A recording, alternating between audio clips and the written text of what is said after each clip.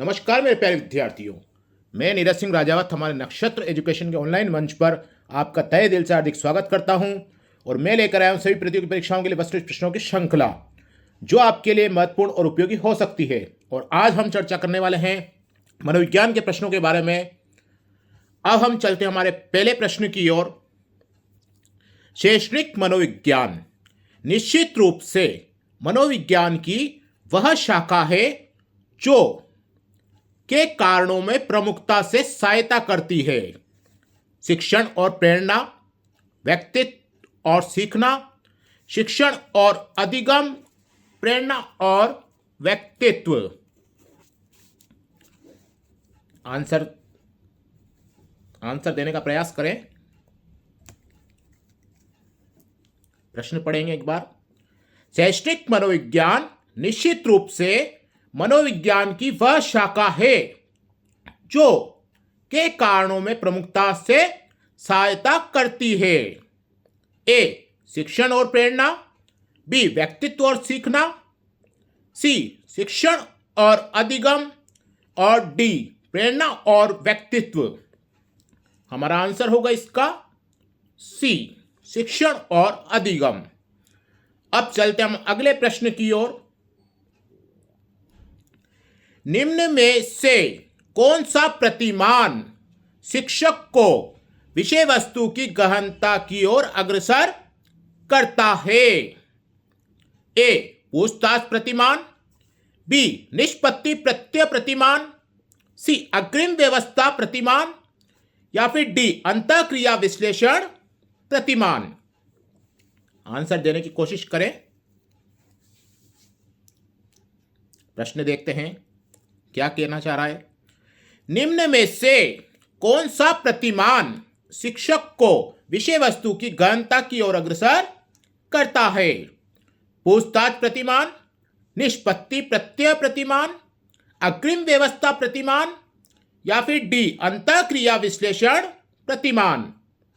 हमारा आंसर होगा निष्पत्ति प्रत्यय प्रतिमान। अब चलते हमारे तीसरे प्रश्न की ओर। व्यक्तियों की भावनाओं, प्रवृत्तियों एवं इच्छाओं पर आधारित जिन परिवर्तनों का प्रतिरोध होता है वे कहलाते हैं।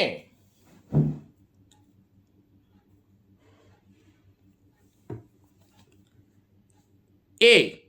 आर्थिक कारण, बी. तकनीकी कारण, सी. मनोवैज्ञानिक कारण, और डी. सामाजिक कारण। अगर प्रश्न को ध्यान से पढ़ेंगे तो आंसर अपने आप सामने आते जाएंगे। आंसर रहेगा इसका सी. मनोवैज्ञानिक कारण। अब चलते हमारे अगले प्रश्न की ओर। शैक्षणिक मनोविज्ञान के प्रमुख क्षेत्र में सम्मिलित है समाज, अधिगम करने वाला, अधिगम की प्रक्रिया और अधिगम की स्थिति। तो शैक्षणिक मनोविज्ञान के प्रमुख क्षेत्र में अधिगम सम्मिलित होता है। तो अधिगम के जो तीनों बिंदु जो हमें दिए हुए हैं वो तीनों ही इसके क्षेत्र में आएंगे, यानी कि अधिगम करने वाला, अधिगम की प्रक्रिया और अधिगम की स्थिति।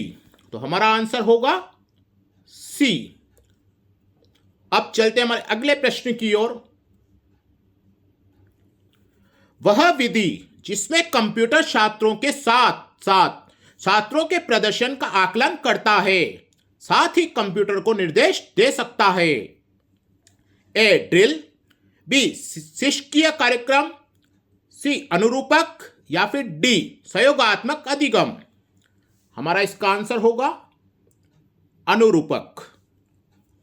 अब चलते हमारे अगले प्रश्न की ओर। स्वजागरूकता, स्वनियमन, प्रेरणा परानुभूति और सामाजिक कौशल बुद्धि के मूल घटक हैं। ए. स्थूल बुद्धि, बी. तरल बुद्धि, सी. अमूर्त बुद्धि, या फिर डी. सामवेगिक बुद्धि। हमारा आंसर होगा सामवेगिक बुद्धि। अब चलते हमारे अगले प्रश्न की ओर। अधिगम की ज्ञान रचनावाद अवधारणा को सर्वप्रथम किसने बताया? ए डीवी और पियाजे, बी ग्रीन और गैटलर, सी पियाजे और ग्रैटलर, या फिर डी डीवी और ग्रीन। हमारा आंसर होगा डीवी और पियाजे। अब चलते हमारे अगले प्रश्न की ओर। विकास धारणा कल्पना, तर्क और समस्या समाधान से संबंधित है। सामाजिक, सांवेगिक, संज्ञानात्मक या फिर भौतिक। हमारा आंसर होगा संज्ञानात्मक। अब चलते अगले प्रश्न की ओर। 11 माह की खुशी, 11 माह की एक लड़की है जिसका नाम खुशी है। अब देखते हैं, हम प्रश्न को समझने की कोशिश करें। 11 माह की खुशी वस्तुओं को पहचानने, पकड़ने व अपने मुंह में डालकर उनकी पहचान व अध्ययन करती है। जिन पियाजों के अनुसार यह व्यवस्था है: ए औपचारिक संक्रिया की अवस्था, बी प्राक संक्रियात्मक अवस्था, सी संवेदी पेशी अवस्था, या फिर डी ठोस संक्रिया अवस्था। हमारा आंसर होगा सी संवेदी पेशी अवस्था।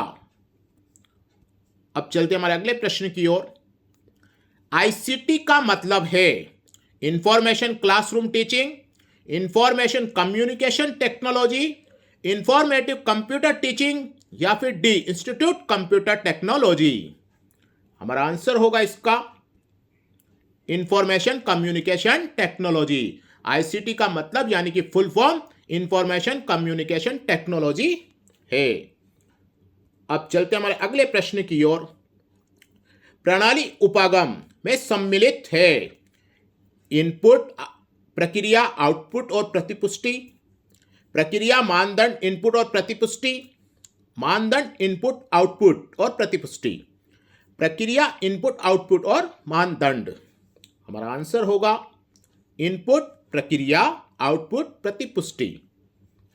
अब चलते हमारे अगले प्रश्न की ओर। मानसिक स्वास्थ्य के संकेतों में शामिल है: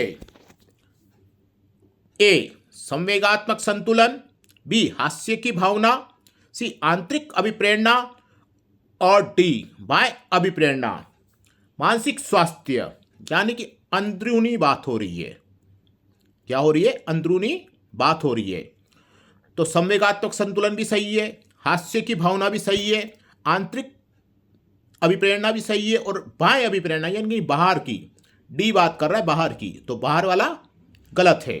तो हमारा इसका उत्तर होगा ए, बी और सी, यानी कि हमारा उत्तर है ए।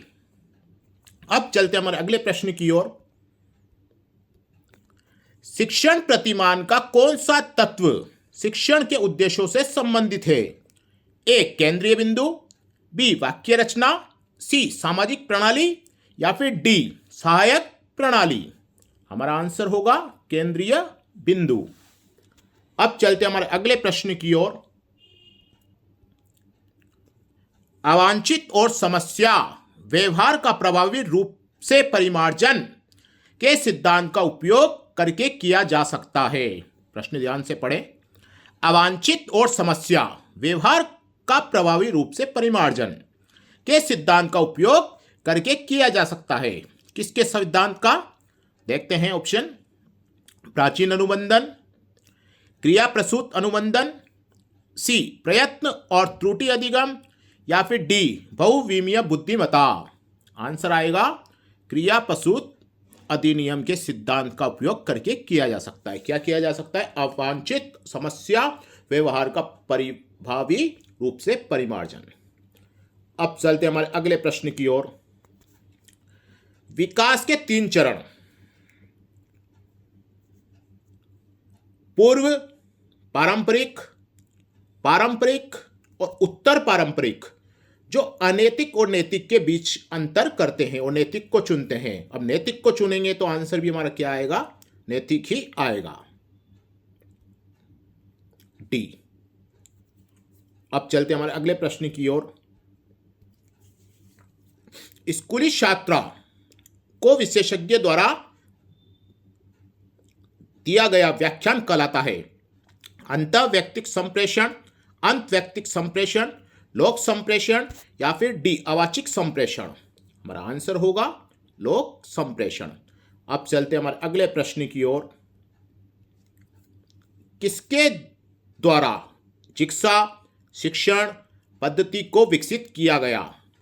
जॉनसन, डेविड और रॉजर, शरण और शरण, इलियट आरनसन, स्लाविन। हमारा आंसर होगा सी इलियट आरनसन। इसी तरह से आपको प्रतिदिन प्रश्न मिलते रहेंगे। अगर हमारे चैनल को आपने सब्सक्राइब नहीं किया है तो सब्सक्राइब कर लें, जिससे आगामी प्रश्नों की सूचना आपको नोटिफिकेशन के द्वारा मिलती रहे। अब चलते हमारे अगले प्रश्न की ओर। प्रयास और त्रुटि अधिगम प्रयास और त्रुटि अधिगम किसके द्वारा प्रतिपादित किया गया? स्किनर, थॉर्नडाइक, पावलोव या फिर वुंट। हमारा आंसर होगा थॉर्नडाइक। अब चलते हमारे अगले प्रश्न की ओर। सीखने का कौन सा नियम बताता है कि यदि उद्दीपक और प्रतिक्रिया के बीच संबंध संतुष्टि के साथ होता है तो संबंध की ताकत बढ़ जाती है? तत्परता का नियम, अभ्यास का नियम, अनुप्रयोग का नियम या फिर प्रभाव का नियम। इसका आंसर होगा हमारा प्रभाव का नियम। अब चलते हमारे अगले और अंतिम प्रश्न की ओर। किस प्रकार के विकास में आनुवांशिकता का अपेक्षाकृत अधिक प्रभाव होता है? किस प्रकार के विकास में आनुवांशिकता का अपेक्षाकृत अधिक प्रभाव होता है? ए सामाजिक, बी संज्ञानात्मक, सी शारीरिक या फिर डी नैतिक। हमारा आंसर होगा सी शारीरिक। ये थी हमारी आज की प्रश्नों की श्रृंखला। हम फिर मिलेंगे नए प्रश्नों के साथ। धन्यवाद।